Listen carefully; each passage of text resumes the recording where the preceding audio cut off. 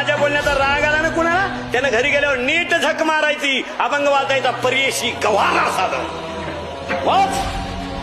रामाला वनवासाला जावं लागलं, कर्मगती दशरथाला भोगावी लागली, लंका सोन्याची असणारा भीक मागायला लागला. ध्यानात ठेवा, कर्मगती येणे नका होऊ.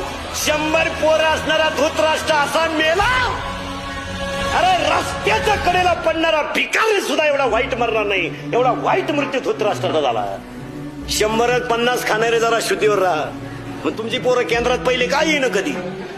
म्हणून महिला मंडळाला सांगतो, मला थळथळायला लावू नका, मला दम निघत नाही. पोराला बिस्किट मिळालं नाही तर भाकरी चारा, पोराला दूध मिळालं नाही तर पिठाचं पाणी चारा. नवऱ्यानं नंबर 2 करून आणलेल्या पैशाचे बदाम सुद्धा पोराला चालू नका. ध्यानात ठेवा. हो, आणि जर चाराल तुमची अख्खी खानदान बरबाद झाल्याशिवाय राहणार नाही. एक सुद्धा शिल्लक सुईचं येणार नाही. अशी उरफाटी तिरफाटी येणार.